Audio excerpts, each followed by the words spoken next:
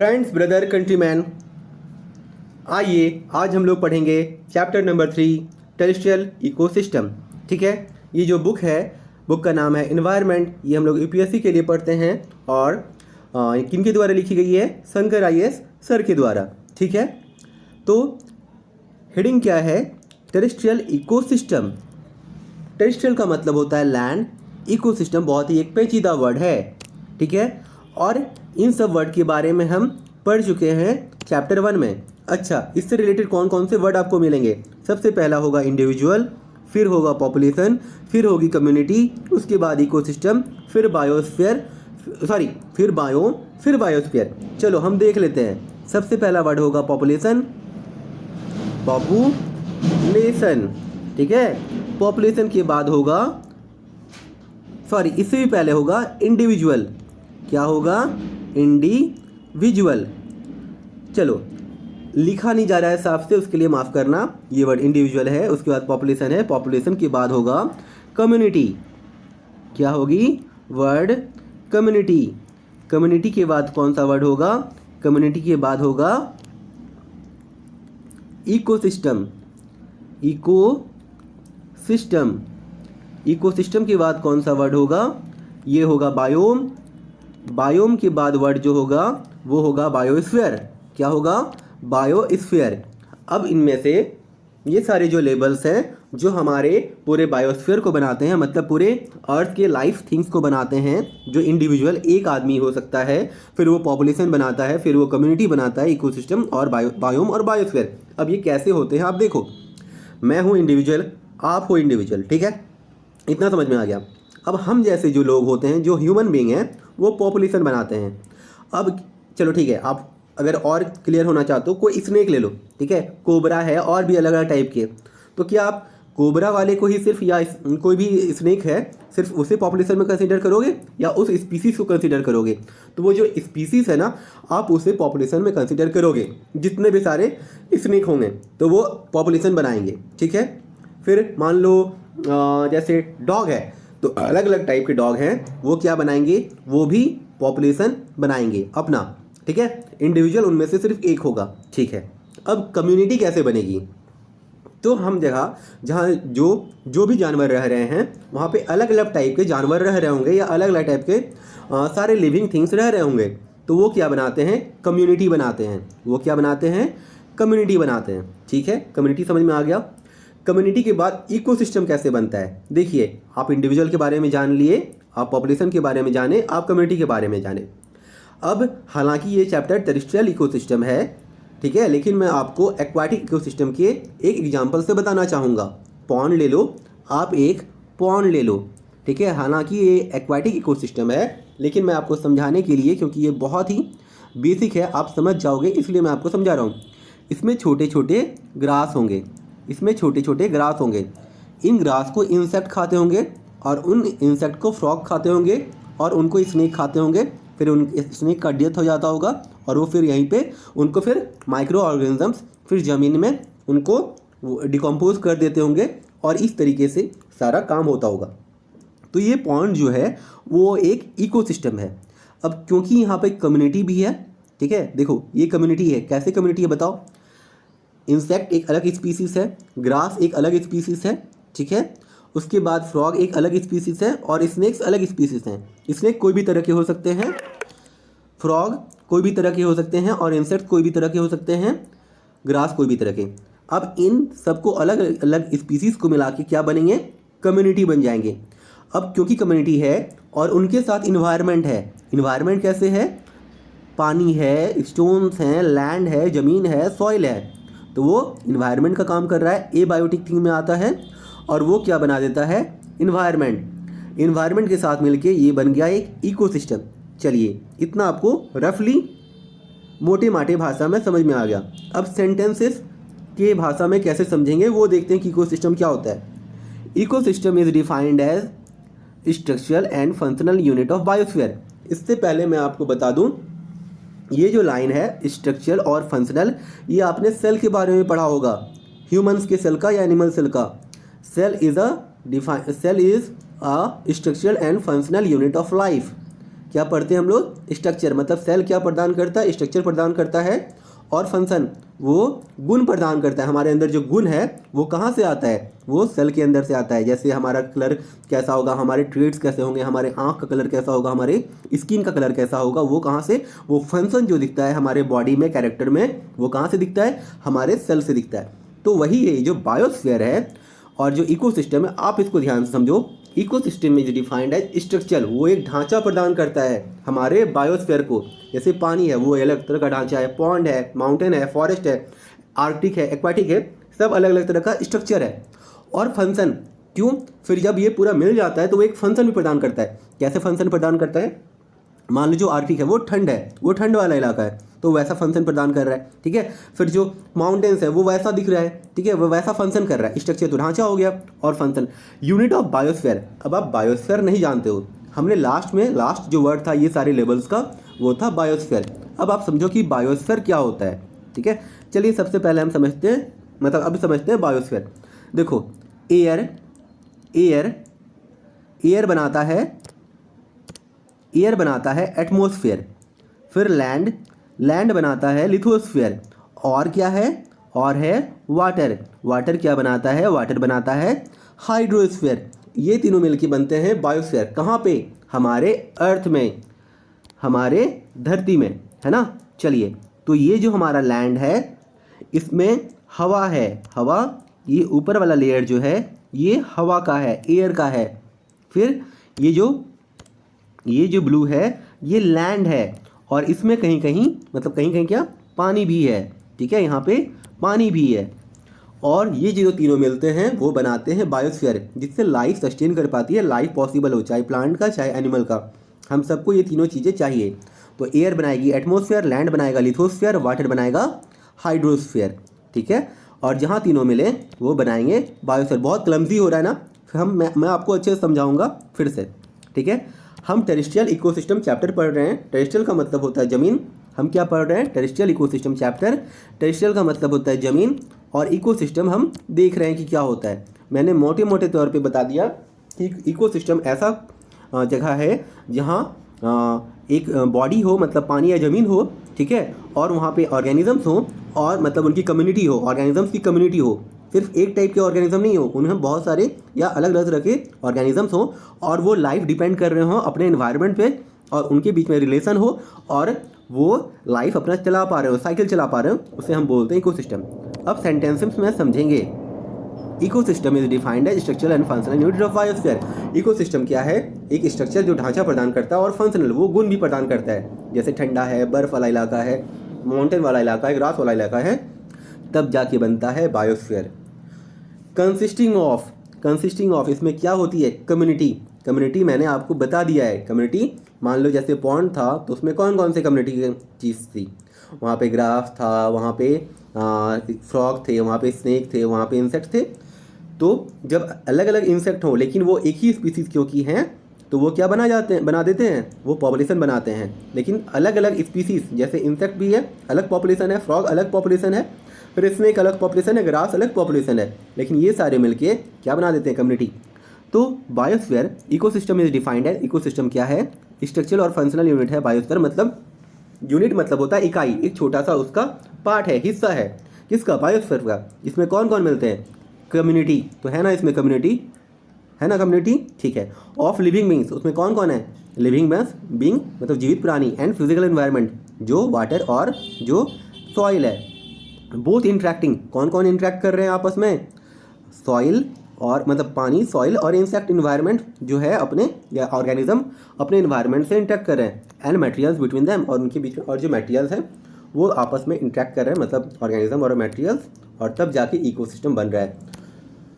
उम्मीद है आपको समझ में आया होगा।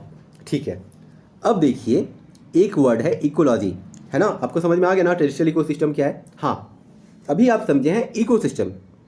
अब आप टेरेस्ट्रियल का मतलब समझो। टेरेस्ट्रियल मतलब ज़मीन, और टेरेस्ट्रियल इकोसिस्टम का एक एग्जांपल है ग्रास लैंड। अब जब ग्रास लैंड होता है तो वहाँ पे घास होता है। घास कहाँ पे होता है? सॉइल में होता है। अब आप बोलोगे ग्रास लैंड ऐसा कभी देखा नहीं है अरे यार, तो हाँ ऐसा भी जंगल होता है जहाँ सिर्फ ग्रास ही हो। ठीक है, तो वहाँ पे ग्रास में क्या क्या होता होगा? एक छोटा सा इंसेक्ट होता होगा, ठीक है, ऑर्गेनिज्म, माइक्रो ऑर्गेनिज्म जो होते हैं, जो बहुत छोटे होते हैं, वो तो उसमें अंदर होते ही होंगे, जो दिखते नहीं होंगे।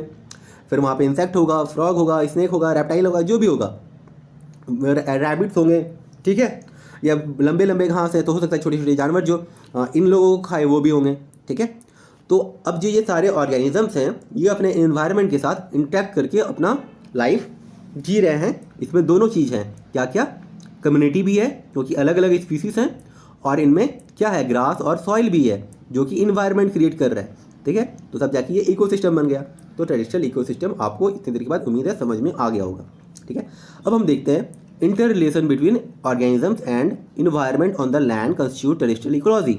अब क्या कहा जा रहा है कि इंटर रिलेशन, जो इनके बीच में रिलेशंस है, इनके बीच में, ऑर्गेनिजम्स के बीच में और इन्वायरमेंट के बीच में, जो उनका वातावरण है, इन्वायरमेंट मतलब वातावरण, ऑन द लैंड, लैंड में, ज़मीन में, कॉन्स्टिट्यूट्स मिल के क्या बनाता है, टेरेस्ट्रियल इकोलॉजी।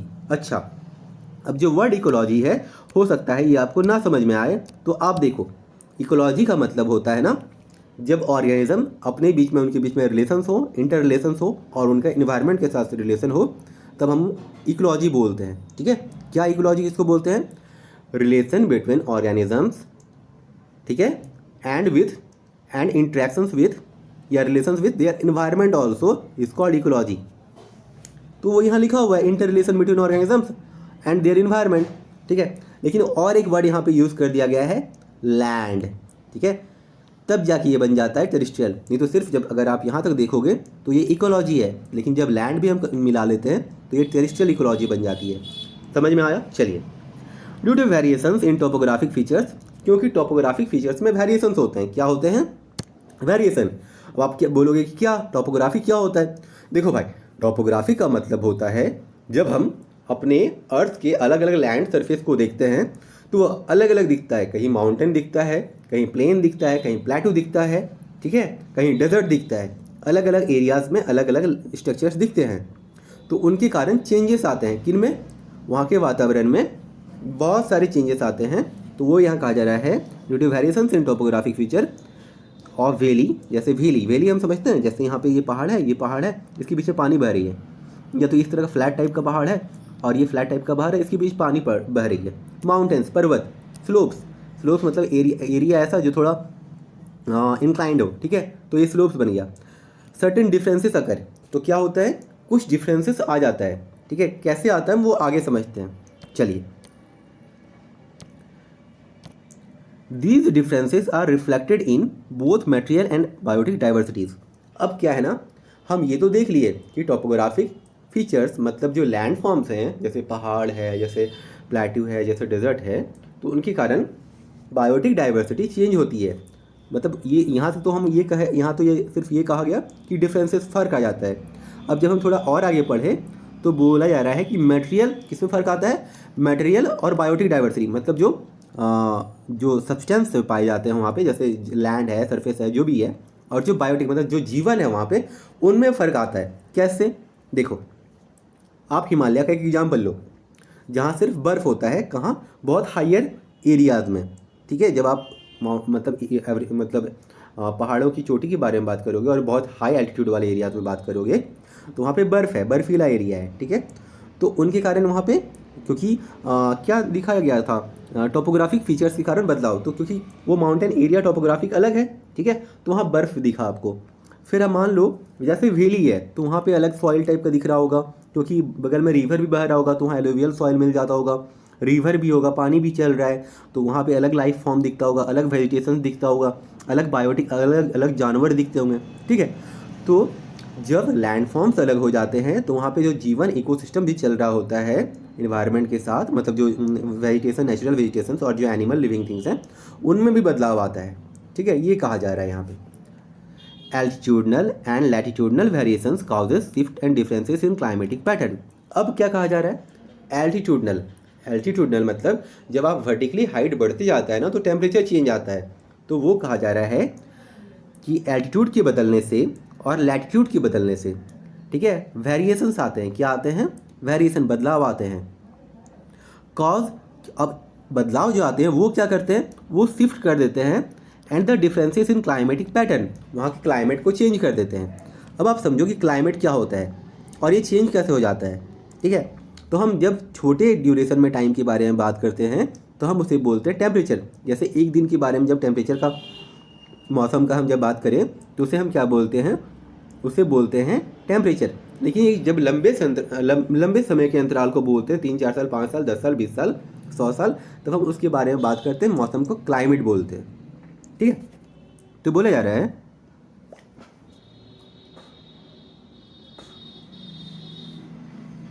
सॉरी माफ़ कीजिएगा, एल्टीट्यूड और लैटिट्यूडनल वेरिएशन, इस दोनों के वेरिएशन के कारण शिफ्ट हो जाता है। क्या शिफ्ट हो जाता है? क्लाइमेट। अब आप इसको अच्छे से समझो। सबसे पहले तो ये समझो कि एल्टीट्यूड मतलब हाइट के साथ हम ऊपर गए, और क्योंकि हाइट के साथ टेम्परेचर कम होती है तो जब वैसे एरिया में हम जाएंगे तो वहाँ हमें बर्फ़ मिलेगा। समझ में आ गया?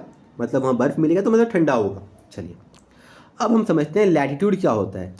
अब हम समझेंगे कि लैटिट्यूड क्या होता है। देखो भाई, ये है हमारा अर्थ। देखिए ये हमारा अर्थ है, ये 0 डिग्री इक्वेटर है, ये 0 डिग्री इक्वेटर है, ये 23.5 degree north tropic of cancer है, ये नीचे ट्रॉपिक ऑफ कैप्रिकॉर्न है। यहाँ के बीच में जो लैटिट्यूड्स होंगे, ये 0 डिग्री, ये 1 डिग्री, 2 डिग्री, ये 23.5 डिग्री, 23.5 डिग्री नॉर्थ, ये 23.5 डिग्री साउथ। ठीक है। इनके बीच में जो लैटिट्यूड्स होंगे वहाँ पे दिन में ओवर दी हेड, मतलब सीधे डायरेक्ट सन दिखता है, ओवर दी हेड। ठीक है। तो यहाँ पे क्या होगा, अब जब हमें सन सीधे अपने ऊपर दिखता है दिन में, तो इसका मतलब है वहाँ पे टेम्परेचर ज़्यादा होंगे। अब जैसे जैसे हम अपने पोल की तरफ जाएंगे, ये जो हमारा नॉर्थ पोल है और ये जो हमारा साउथ पोल है, जब हम इसकी ओर जाएंगे तो क्या होता है ना, सूर्य के रेज डायरेक्टली वहाँ पे पड़ते नहीं हैं, नहीं जा पाते हैं। ठीक है। उनका मतलब कुछ ऐसा फॉर्मेशन होता है वहाँ पे, इस तरीके से एक सर्कमस्टांस बनता है कि वहाँ पे सनरेज नहीं जा पाता है, तो वो ठंडा वाला इलाका बन जाता है, वो ठंड इलाका बन जाता है। ठीक है। तो ऊपर में कौन है? आर्कटिक, नीचे में कौन है? एंटार्क्टिक। ठीक है।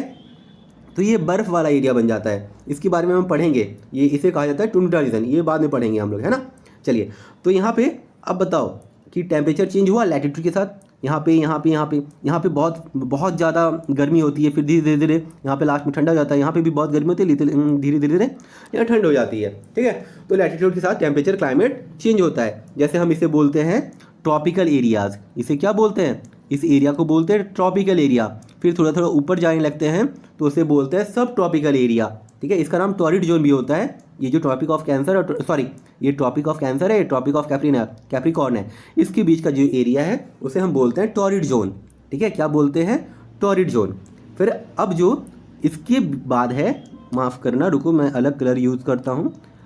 ठीक है। ये 66.5 डिग्री है, 66.5 डिग्री साउथ, और ये है 66.5 डिग्री साउथ। ठीक है। तो जो इसके बीच जो एरिया है ना, इसके बीच जो एरिया है और इसके बीच जो एरिया है, इसे हम कहते हैं क्या? Temperate zone. क्या बोलते हैं? Temperate zone. इसे हम टॉरिड और ट्रॉपिकल बोलते हैं, और इसे ठीक है। तो हम जान गए कि ये टॉरिड जोन या ट्रॉपिकल जोन है और ये टेम्परेट जोन है। ठीक है। अब लैटिट्यूड चेंज होने से, क्योंकि ओवरहेड इनमें क्या होता है, इनके साथ यहाँ पे सन रेज ज़्यादा डायरेक्टली पड़ती हैं, तो यहाँ पे गर्म होती है, और यहाँ पे रेज सीधे डायरेक्टली नहीं आता है तो ठंडा होने लगता है, ठंड एरिया बन जाती है। ठीक है। तो वही यहाँ पे कहा जा रहा है altitudinal and latitudinal variations causes shift and differences in climatic pattern. तो क्या होता है, जो क्लाइमेटिक कंडीशन है उनमें शिफ्ट हो जाता है, उनमें बदलाव आता है। हम बस इतना ही जानना है ना अभी फिलहाल। ड्यू टू वेराइड क्लाइमेट, अब क्योंकि क्लाइमेट में बदलाव हो जाता है, द प्लांट एंड एनिमल, जो प्लांट और एनिमल लाइफ है existing in different terrestrial area, जो अलग अलग टेरेस्ट्रियल एरिया में है, जैसे मान लो आर्कटिक सर्कल है, वहाँ पे अलग क्लाइमेट है। माउंटेन वाला एरिया है, कहीं भी हो सकता है वो। ठीक है। चाहे ट्रॉपिक वाला एरिया में हो, चाहे इक्वेटर वाला एरिया में हो, टॉरिड जोन वाला एरिया में हो, चाहे वो पोल साइड में हो। ठीक है। अगर हाइयर एरिया में है तो वहाँ ठंड ऑब्वियसली रहेगी। ठीक है। Due to varied climate the plant and animal life existing in different terrestrial area very. अब क्योंकि क्लाइमेट चेंज है तो वहाँ पे जो प्लांट और एनिमल लाइफ एग्जिस्ट करते हैं उनमें भी बदलाव आ जाता है, जो टेरेस्ट्रियल एरिया में रहते हैं।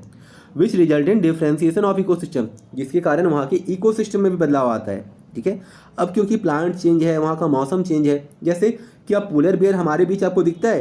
पोलर बियर कहाँ दिखता है? पोलर बियर दिखता है आपको कहाँ पे? पोलर रीजन में, जैसे आर्कटिक में दिखता है ना। अब एक और माउंटेन गोट जो पहाड़ों में चलता है, आपने देखा है हमारे बीच वो दिखेगा? हमारे बीच वाले जो गोट्स होते हैं वो पहाड़ों में चल पाएंगे नहीं, लेकिन एक जो माउंटेन गोट होते हैं वो पहाड़ों में चलते हैं। तो जो टेरेस्ट्रियल एरिया में जो बदलाव आता है वहाँ के फिर वेजिटेशन में बदलाव आता है और वहाँ के फिर जानवरों में भी, वहाँ के लिविंग ऑर्गेनिजम्स में भी बदलाव आ जाता है, which result in differentiation of ecosystem. वहाँ का इकोसिस्टम चेंज हो जाता है। और इकोसिस्टम क्या है? इकोसिस्टम है जो कम्युनिटी के साथ, जो कम्युनिटी मतलब जो पॉपुलेशन बनता है, फिर जो उसके साथ कम्युनिटी बनती है, एक पॉपुलेशन, एक इंडिविजुअल पॉपुलेशन बनाया, पॉपुलेशन कम्युनिटी बनाया, और जो उसका इंटरेक्शन है सारे ऑर्गेनिजम्स मतलब कम्युनिटी में सारे ऑर्गेनिजम्स हैं और जो उनका इंटरेक्शंस है अपने इन्वायरमेंट के साथ, उसे हम कहते हैं इकोसिस्टम। तो इकोसिस्टम बहुत सारा हो सकता है। एक पॉन्ड है, एक लेक है, सॉरी मैं बार बार एक्वाटिक का नाम ले रहा हूँ, जैसे ग्रास लैंड है, जैसे डेजर्ट वाला है, ठीक है। डेजर्ट में भी तो बिच्छू होते होंगे, सांप होते होंगे, वहाँ वो अपने हिसाब से जीते होंगे, है ना। वहाँ पे भी क्लाइमेट अलग है, ठीक है, वो भी तो एक टेरेस्ट्रियल है ना। तो वहाँ पे कुछ जैसे वहाँ पे कैक्टस, हाँ अब ये बहुत कॉमन है, देखो वहाँ पे कैक्टस जन्मता है, ठीक है। कैक्टस क्यों हो जाता है वहाँ पे ऐसे वाले हमारे टाइप के वाले पेड़ नहीं मिलते हैं जो डेजर्ट वाला एरिया। क्यों? वहाँ पे सरफेस एरिया बढ़ जाएगा, और वो क्योंकि पत्ते बहुत नाजुक होते हैं हमारे यहाँ वाले, तो वो बहुत ज़्यादा पानी मतलब सन में इवापोरेट हो जाएगा पत्ता से, ठीक है, और हीट के कारण वो गाछ पेड़ पौधा मर जाएगा। तो वहाँ सिर्फ कैक्टस पाए जाते हैं। वहाँ पे स्कॉर्पियन मतलब जो बिच्छू हैं वो अलग पाए जाते हैं, वहाँ पे स्नेक अलग पाए जाते हैं। वहाँ पे कैमल मिलता है। कैमल क्यों मिलता है? हमारे बीच कैमल नहीं दिखता है, वहाँ पे कैमल क्यों दिखता है? क्योंकि वो सस्टेन कर पाता है। वो एक्चुअली पता है वो 57-58 लीटर है ना अपने अंदर बॉडी में पानी एक बार में रख सकता है, और वो उसके कारण जी लेता है, ठीक है, मतलब लाइफ सस्टेन कर पाता है वहाँ पे, ठीक है। तो उधर मिलते हैं वो। तो ये है हमारा टेरेस्ट्रियल इकोसिस्टम का खूबी, ठीक है। अब जो अलग अलग सिस्टम है, ये एक सेगमेंट है। सेगमेंट मतलब क्या होता है? छोटे छोटे हिस्सा। किसका? एक लार्ज बायोस्फीयर का हिस्सा है। Thank you. आपको उम्मीद है कि आपको समझ में बहुत कुछ आया होगा। प्लीज़ लाइक सब्सक्राइब कर लेना।